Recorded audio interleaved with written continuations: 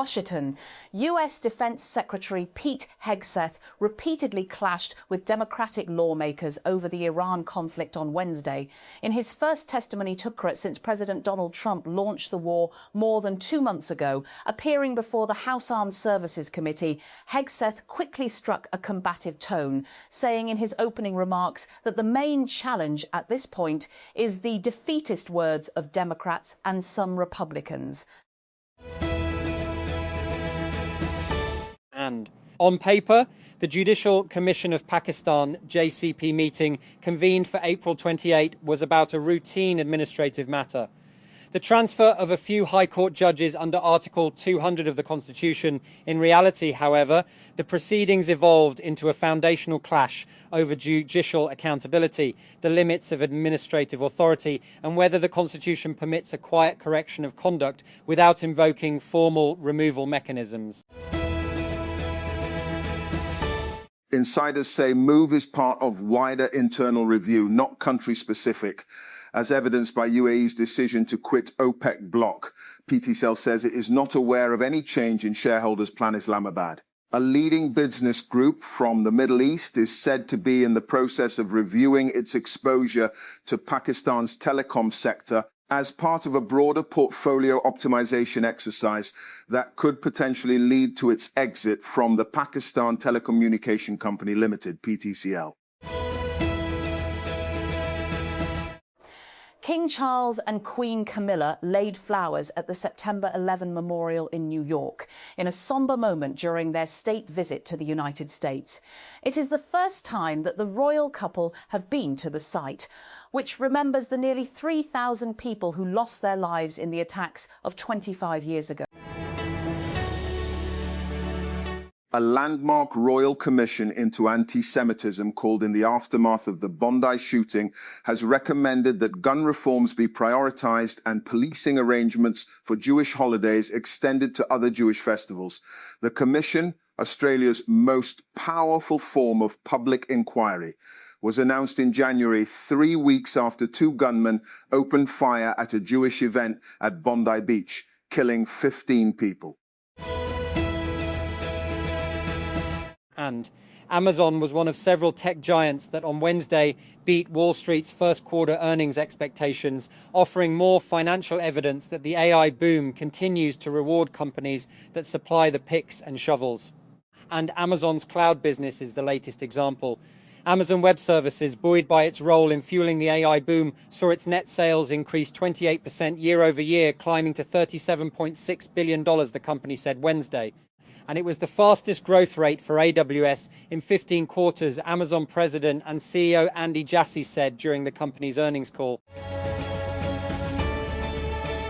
And Amazon and Meta are among the big companies set to lobby India's payments body over the dominance of Walmart-owned PhonePe and Google Pay in the country's fast-growing instant payments network. And executives representing platforms including Amazon Pay, WhatsApp, Cred, MobiKwik, and Flipkart's Supermungry are scheduled to meet the National Payments Corporation of India on Thursday, TechCrunch has learned. And the body operates the Unified Payments Interface, UPI, India's instant payments system that processes billions of transactions each month.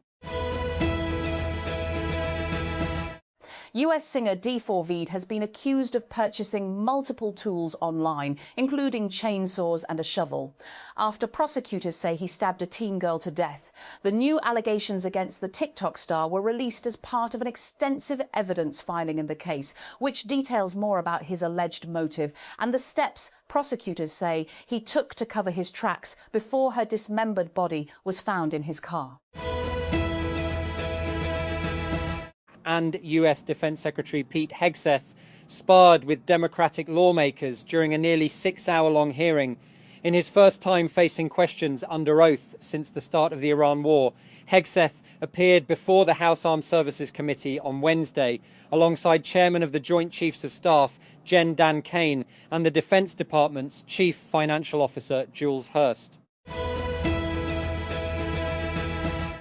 Microsoft CEO Satya Nadella was asked point-blank by a Wall Street analyst on Wednesday how its revised OpenAI partnership would impact Microsoft's financials. He said that the new agreement was a good deal for everyone. We feel good about our partnership with OpenAI. I'm always very focused on any partnership and ensuring that there's a win-win construct at all times. I mean, that's how you can remain good partners.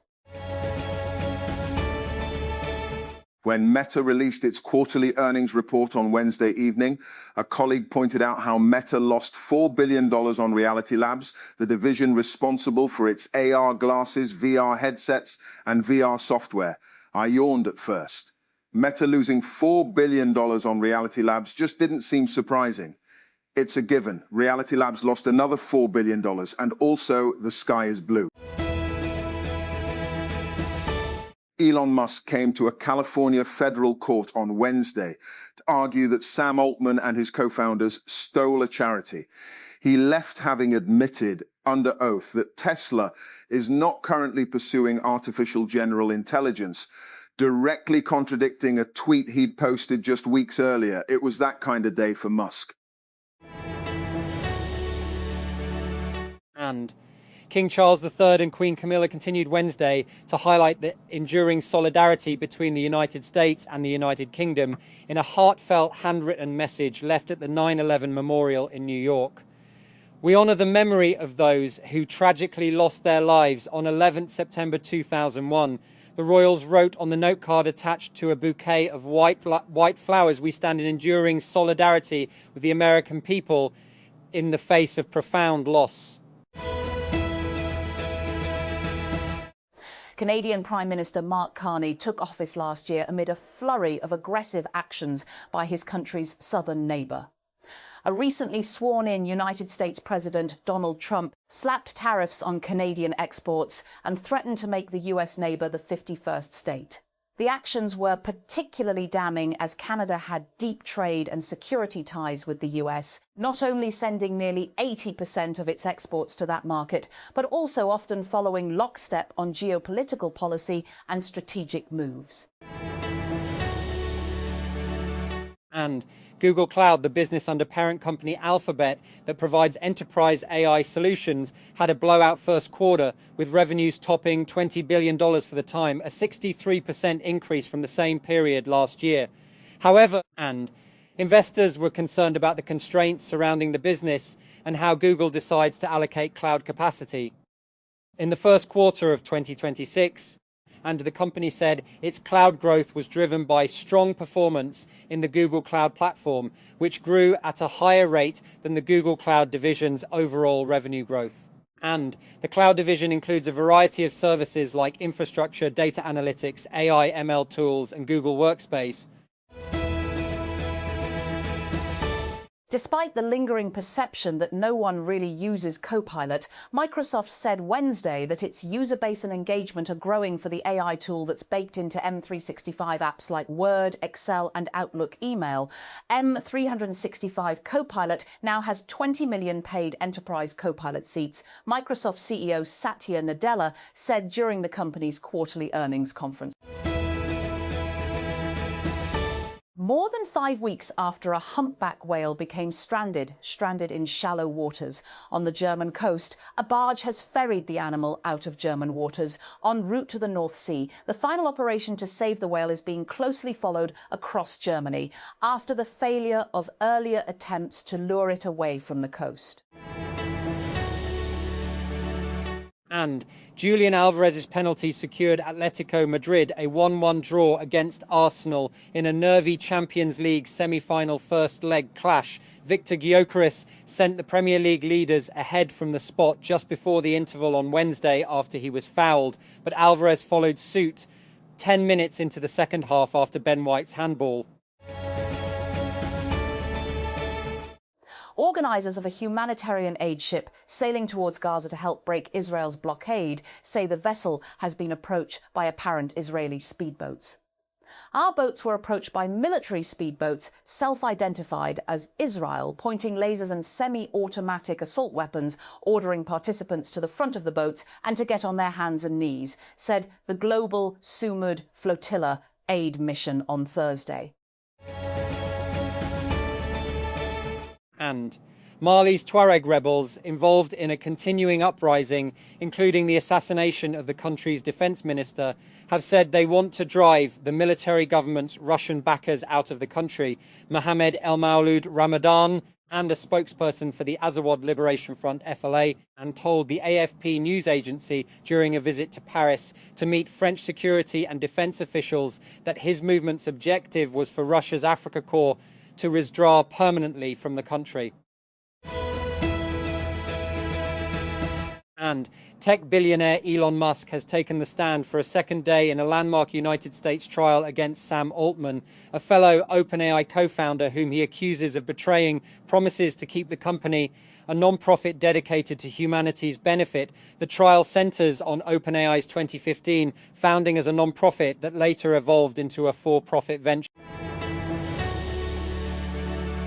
Ukraine has asked Israel to seize a vessel carrying grain it says was stolen from areas occupied by Russia, its top prosecutor said, amid a diplomatic tussle between the two countries over the shipment. Ukraine's prosecutor, General Ruslan Kravchenko, said on Telegram on Wednesday that the vessel Panomitis was headed to the Israeli port of Haifa with grain, some of which was shipped from Russian-occupied regions of Ukraine.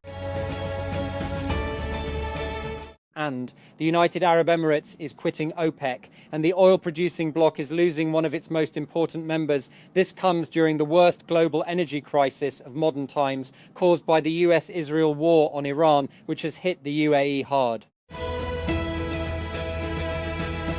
Florida's Republican-dominated state legislature has approved a new congressional map, the latest salvo in an unprecedented national battle of redistricting before the midterm elections in November.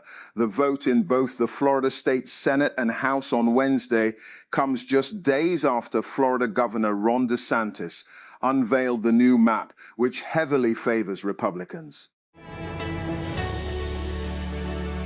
And nobody said building a fusion power plant would be easy. Physicists and engineers have been working for decades to crack the problem. But over the last year or so, fusion startup Zap Energy took a deeper look at its pathway to a working power plant and decided that it would be quicker to build a fission power plant first.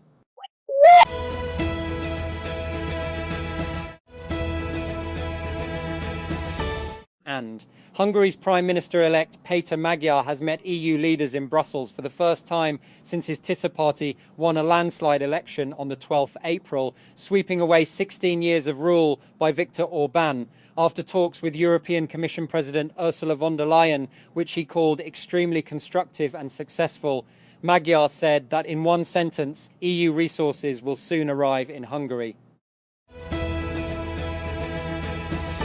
And President Donald Trump says the United States will continue its naval blockade of Iran until a nuclear deal is reached with Tehran. The US president told Axios on Wednesday that he does not want to end his blockade on Iranian ports, apparently rejecting the reopening of the Strait of Hormuz so that US-Iran talks could proceed. And United States Secretary of Defense Pete Hegseth has faced his first public questioning from Congress on the US-Israel war with Iran. Over hours of tense testimonies alongside Chairman of the Joint Chiefs of Staff Dan Kane, Hegseth battered away questions about the long-term goals and timeline of war, which began with the US-Israel launching attacks on Iran on February 28. The United States Federal Reserve has held interest rates steady at 3.5 to 3.75% as inflation and pressure on the labour market during the US-Israel war on Iran weigh on the global economy. The central bank announced its decision, which was largely in line with economists' expectations, on Wednesday, wrapping up the last two-day policy meeting led by Chairman Jerome Powell.